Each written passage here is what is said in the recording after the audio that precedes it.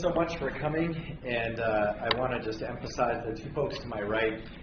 A lot of the technical, legal questions and so forth, feel free to ask them directly, or I also might yield a few of your questions to them.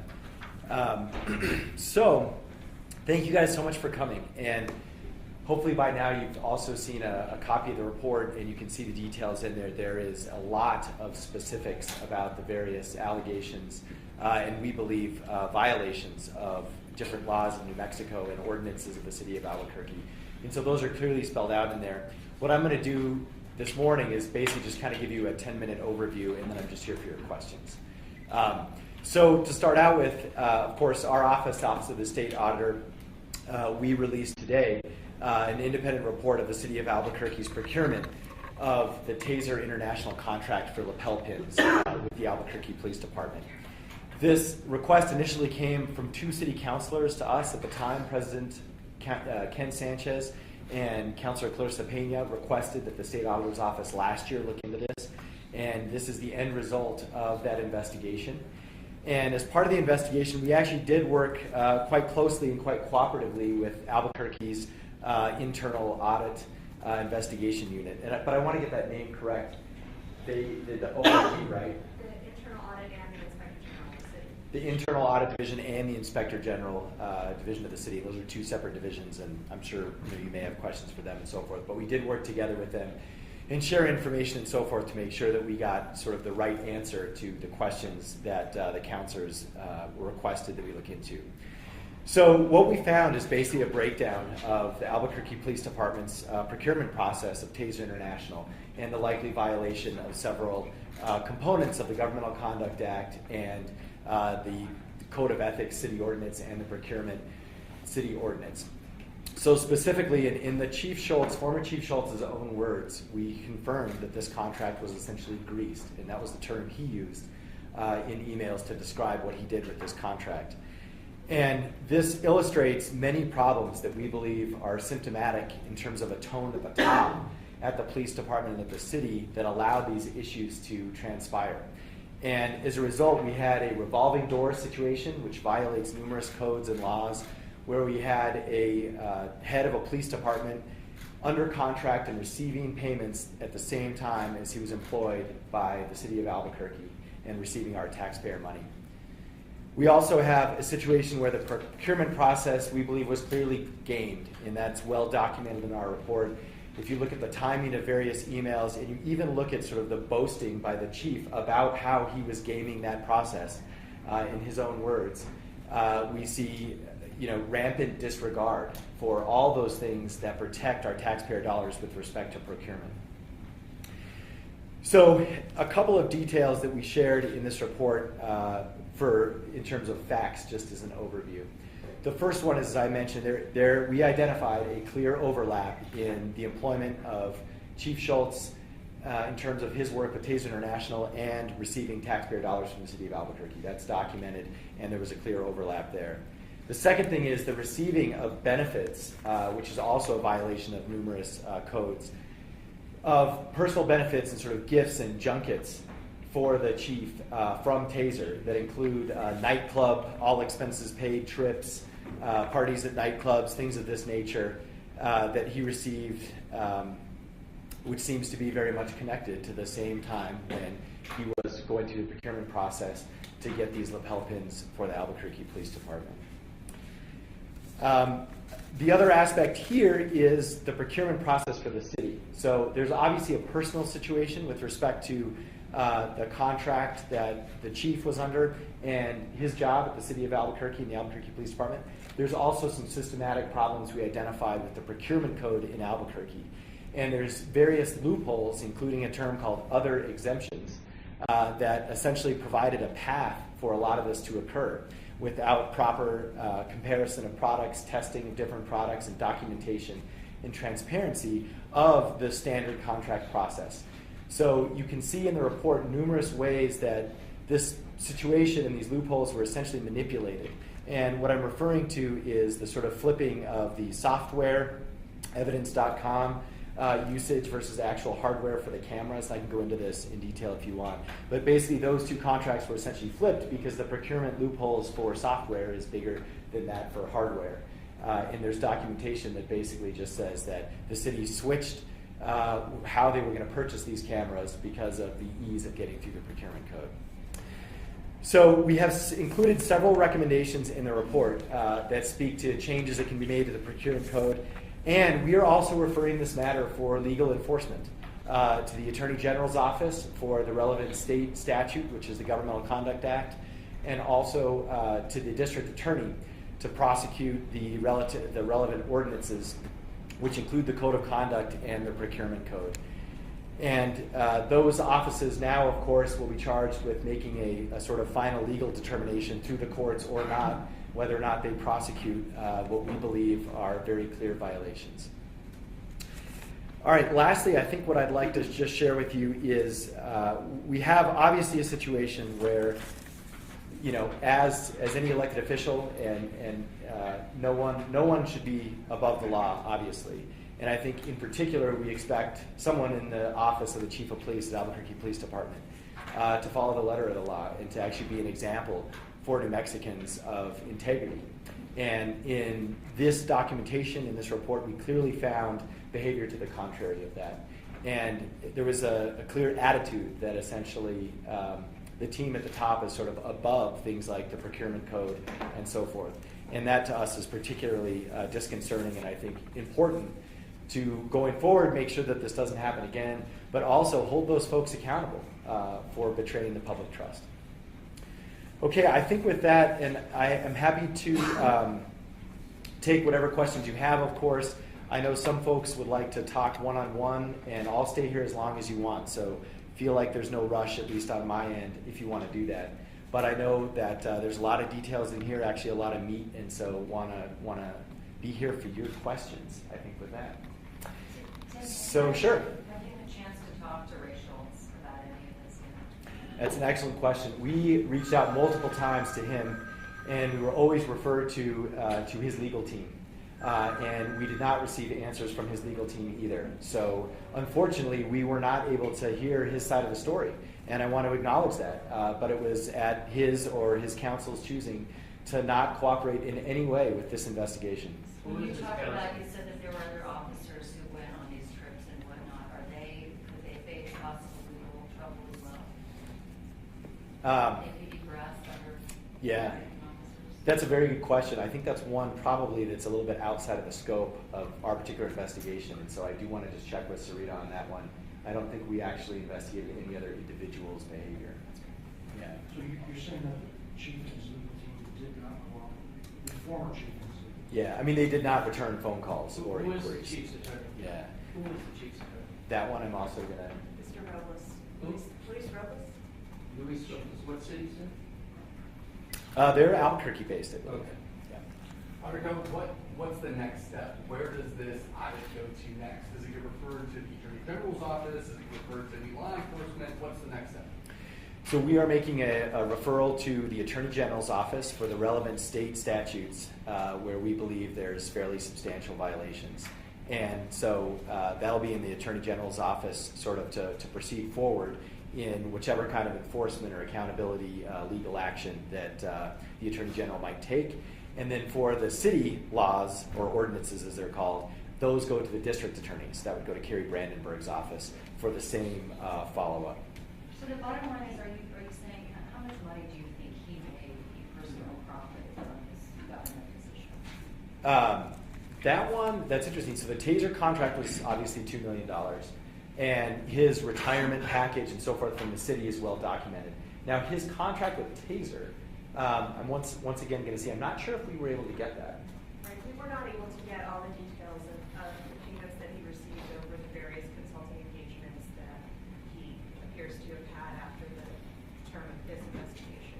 So that would be something for the prosecuting authorities to look into further. So no dollar figure on what you think he Right. personal profit. You know, we don't know because those are private contracts, and so for us, we don't have the ability to really see them. And I mean, really, no one does except through the courts. And so that's an important piece of the story, actually, that we're hoping the DA or the AG can get to. But given the silence on the chief's side, they're probably going to have to do that through the court process. So is it accurate to say that Taser International also did not cooperate with your audit? That is true. Although the scope of the audit, because it came from the city of Albuquerque, was essentially the city of Albuquerque's behavior in this situation, and of course the Albuquerque Police Department. So we did not, in other words, we didn't investigate Taser. That wasn't the scope. And also, as the state auditor, we work with government entities, not private companies. How much blame do you think city leaders, city representatives, the mayor, elected officials, how much blame do they have in all this? Well, this was a specific situation with, a chief of police for a procurement process for the Albuquerque Police Department. So, certainly the nexus of everything that happened is there. Now, the procurement office and the finance office and the checks and balances that should be in place clearly were not tripped in this situation. And it does beg the question in terms of a tone at the top of sort of looking the other way or letting this stuff go through. But any specific, type of instance of that was, outside the scope of this. But, there certainly was not, there was not a tone of accountability and fairness in the procurement process coming down throughout the process. What about the rest of the city administration? Did they cooperate with the investigation? How did you get the documents you based the report on? They did, actually. So the Internal Audit Division and the Inspector General's office were fully cooperative with our office. And we actually have shared our findings, we shared our information, and I can't speak to their conclusions, but the last time we sort of synced up our conclusions, they were very similar. And the city's approach was to basically delegate everything to those two entities, and those two entities worked very well with our office. Can you talk more about the trips that you said you went on, and why would that be something that's questionable? Sure. And let me just, I'm going to look in the report because the specifics are right in there. So and I can give you a page number, I think. Let's see. One was a nightclub in, let's see, just bear with me. So we know, well, first of all, after the chief left, he had presentations all over the world, Australia, Amsterdam, Miami. But while this contract was being negotiated, they did, and I'm looking for the exact page so I can tell you exactly, but I know there was a nightclub. Let me find the right. If anyone can beat me to the section, feel free to dive in. Oh yeah, here we are. So it's the Stingray nightclub in San Diego. Also, it's on page 3. Thank you. All expenses paid training program in Scottsdale for evidence.com. And 2 tickets to the Taser International and SunGuard IACP party at the Stingray nightclub.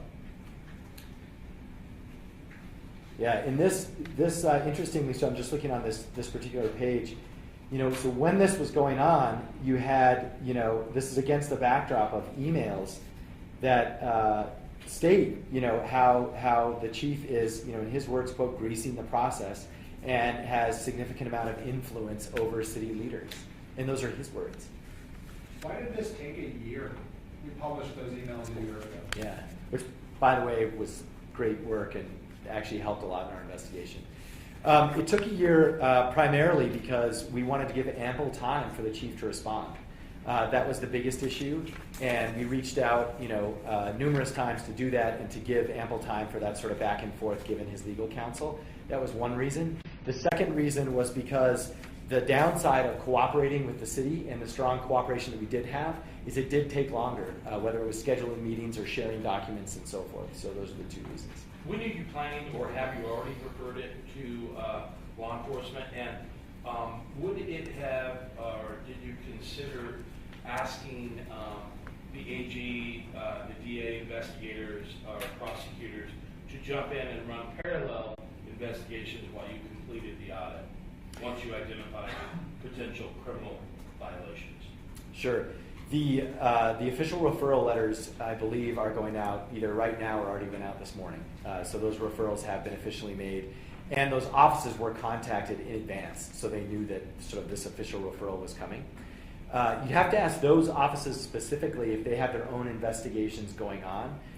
It's my understanding that I believe the AG does, but again, I want them to So speak to there's a that. potential parallel investigation once Yes. criminal violations were identified. And of course, there's sort of the odd fact here that the AG used to be the auditor, and this was opened under his office. So their office is well aware of the issues that were raised and so forth. So there's been a lot of communication back and forth. Did you consider any potential conflict problems with the Attorney General, Mr. Balderas, given his relationship with someone who's a law partner of Louis Robles? We did not, in terms of the scope of our investigation. That never, was really what we were asked to look at. And so what we have always tried to do is stick to the specific scope that we were asked to do, and do the best work we can on that particular matter. But in terms of the referral, did that cross your mind before you referred the case to Actor's office? I think it's our office's responsibility to refer the case to the Attorney General. It doesn't matter who it is or what their relationships are. Did City Council play a role in the procurement? That is a good question, and want to be straightforward. I'm not sure if I know the answer. Let me see.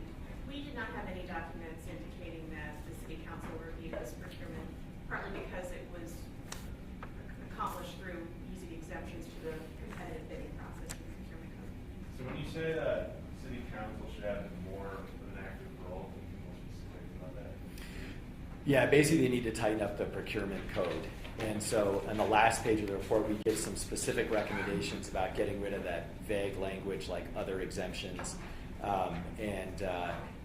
They can also have their own series of checks and balances with respect to when they see contracts or a committee sees contracts and so forth. So I can go into them if you want, but there's at least, I think, 10 recommendations on the second to last page.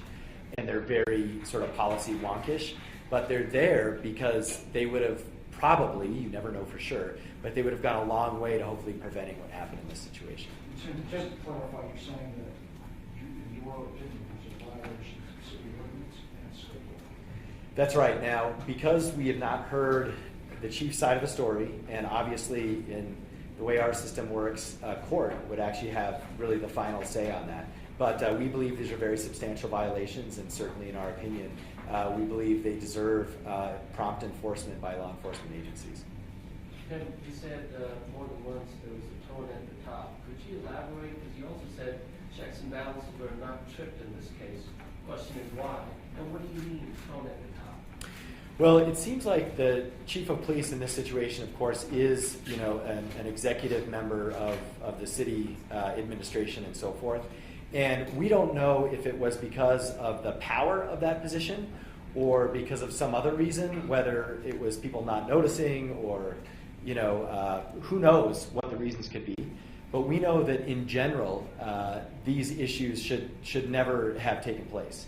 And they're issues that if you're anyone, whether it's city council or a procurement processing agent, a lot harder questions should have been asked, and the responses that were given from the Albuquerque Police Department, are almost contradictory in nature, and they're listed in here. But they'll use sort of A to justify B, but then turn around and then use B to justify A, and no one ever said anything about that. No one ever questioned anything. And just to follow up to that, then who else should have caught it? Certainly the procurement department, and that sits in the finance world, if you will, over at the administration. And that should have been caught. There's no doubt about that. And then, I think against the backdrop of everything that's happening in our city, I find it hard to believe this stuff could be happening in a complete vacuum. So I would have hoped that people would know that if there's a retiring police chief who is under contract with a company that they're under bid with, someone in the building should have said something about it. Well, let me push you on that, because Ray Schultz, as supervisor, would be the mayor or the CAO. Do you think they have some culpability? Well, I mean, look, in any situation, the person at the top is ultimately responsible for everything that happens in their department. Now, our scope of work did not include, we didn't look at emails from the mayor or the CAO or anything like that. So I want to be careful and not, sort of overstate the facts of the case. But you did not seek sort of their take on this, how this went down, how this all went about? I mean, we did. They've justified every single little bit of the way this took place. Was that not something you did? Go to them and ask them, how could this have happened? What does greased mean? Was that outside the scope of your work? We did ask, and we referred to the same answers they gave you, and the internal audit department and the Office of the Inspector General. So their response was kind of like, this is old news, we already dealt with this, and work with the appropriate department on the investigation. And that's what we did. Groups like Common Cause, who advocate for the establishment of a state independent ethics committee, have said it's not just for sanctioning lawmakers, but that a commission like that could be used to train everybody on what's ethical and the kind of behavior, exemplified in this case. You're a former state senator. Do you think it's time that New Mexico create an independent ethics commission to provide training and making sure that everyone knows that this kind of stuff is unacceptable? So, I'm going to directly answer your question, but I also just have to state that obviously that, it has nothing to do with the report we're presenting today directly. But as a legislator, I always support an independent ethics commission, and in general, it would be great for the state and might provide a lot of clarity around issues similar to this.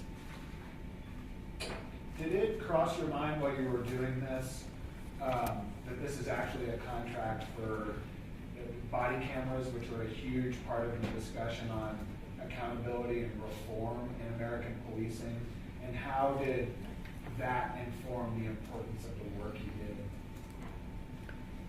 It certainly did cross my mind, and I've had numerous in previous position and in this position, sort of thoughts and remarks on everything that's going on with respect to law enforcement in Albuquerque and, of course, around the country. I believe there is. I think they're dialing in. There's an AP reporter covering this issue nationally with Taser, and sort of connecting those two. And so, this certainly falls. This is part of the context of law enforcement challenges in America, no doubt. However, this is the Office of the State Auditor, and with respect to investigations like this, we have to be very clear about the facts that we're looking at and any kind of sort of DOJ activities and so forth. That was well outside the scope of this. But of course, it was in the back of my mind. One of the things I noticed in the report is that the city has maintained that they tested other models of body cameras. You couldn't find any evidence of that. Can you talk about that? Sure, and this is, I think you asked the question about what can the city do better. And there's a complete absence of record keeping with respect to testing other cameras. And so, again, we can sort of speculate as to why that's missing, and you can come up with a bunch of different reasons. But we know factually, we can just state that there was no information on that. And we do know that there should be. That should always be documented as part of any procurement process. Why is it? Can you talk about, as far as you're taking this to the AG's office and to the DA's office, what's the possible punishment that they could face? Sure. The kind of standard punishments for the Governmental Conduct Act would be a year in jail and or a $1,000 fine. I'm just making sure I'm getting this right. The city violations are a little bit less. They're 90 days in jail and or a $500 fine. In terms, just to clarify, so Chief Schultz was employed by Taser in October 13. When was this? He left January. When was his contract? Was that contract awarded during that time? Yeah, it was all awarded in the fall and winter, basically. So between sort of August through when he left, that's when this was happening. And we're aware of the sort of nuanced language that was used in terms of contracted employee versus employee, and so forth. But we know he was doing work for Taser while he was receiving taxpayer dollars for being the police chief. A couple months before this contract was signed, then Lieutenant Roden of the Albuquerque Police Department testified at the subcommittee of the Police Oversight Commission. It's called the Long-Term Planning Committee. And he discussed the testing of several different types of cameras. You found no evidence of that? We found no evidence of testing other cameras, and that's documented in the report. Yeah, that's right. Why is that important to look at a bunch of different kinds of one thing before you choose one?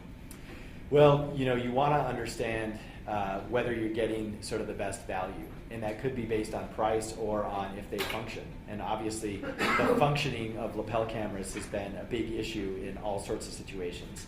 And so, you can't compare. You can't tell if one product is better than another if you only test one of them. Do you, just from looking at all this, I don't know if you can answer this or not, but do you think that the officers, a lot of them have complained that there are serious flaws? Have you seen any evidence of that? We did not do testing around that particular issue. I think it's certainly disconcerting at best to know that we spent all this money, we did all these end arounds in the procurement code, and all this stuff happened, and then the cameras don't even perform well. Going forward, what can the city do? What does the contract call for? Is there any way to kind of get some money back? What can the city do? Want to be straightforward, I think you'd actually really have to ask the city about that. And we also don't know. We were contacted about how to proceed with potential engagements with Taser going forward, but that actually, our office. I know I sort of have to get used to saying it, but because we audit the city of Albuquerque, we have to be very careful about making specific recommendations. And so they can take our general recommendations about procurement code. But they have to make those decisions, so you really need to ask them that one. Now that you've identified potential violations with the Taser contracts and the process of procuring the body cameras, are you going to go back and look at other procurements while Chief Schultz was in charge, and like with gun purchases, the Smith & Wesson, the Glocks, those kind of items? So we are certainly open to that. I think what we want to do is see how the AG and the DA are going to proceed with this, because that might be part of their either ongoing investigation or future investigation. And so we're going to talk with them first, but we are always on the lookout, and that's why we actually have a fraud hotline and so forth for issues like this. We do want to try and catch things as soon as possible. So the further back in time, we have more complaints and issues that come in than we can handle. So in terms of prioritizing, we have to consider that too. Yeah, but while you were going through this process, nothing popped up as like something that we need to follow up on right away? Or? No, it didn't, but our scope was specifically to Taser lapel cameras. Do you know if Chief Schultz still, or former Chief Schultz still lives I believe, if I can just ask, does anyone know where he is now? Memorial Gardens, Texas. There we go. Yeah, I've heard that, and I believe he's still a police officer, right? He's the assistant police chief there. There you go. Is it still in Thanks, contract? Jeff. Is it still in house here at all, or anything? I have no idea. Does it still have a contract with Taser? That's also a question that because it's a private contract, we are unable to get that information or know for sure. Yeah, and again, I know it's, I just want to state, again, we have clear jurisdiction over government entities to find information. We don't over private companies. However, law enforcement, in terms of the DA and the AG and the court system, they obviously do. So maybe those answers will come out in the future. Should the legislature give the auditor subpoena power? We have subpoena power, Oh. but it's only with respect to government entities, not private individuals. I'm just curious to get your reaction as a state auditor. What was your personal reaction when you looked at all the findings and saw? I was extremely disappointed, and primarily because I knew through a lot of the great reporting that you guys did that there were a lot of sort of shenanigans and fast and loose with this contract, but I didn't know how clear cut we believe these alleged allegations are. And to me, that was just really disappointing because it doesn't matter, I think, who the person is. You want the police chief of the Albuquerque Police Department to be, a sort of shining star in public office. And in this case, it points to the opposite direction. Well, being that Taser International runs the evidence.com section of that whole contract, wouldn't that give you subpoena power over that? It's a good question. General Counsel Sarita? We actually have brought subpoena power. Like, you can reach outside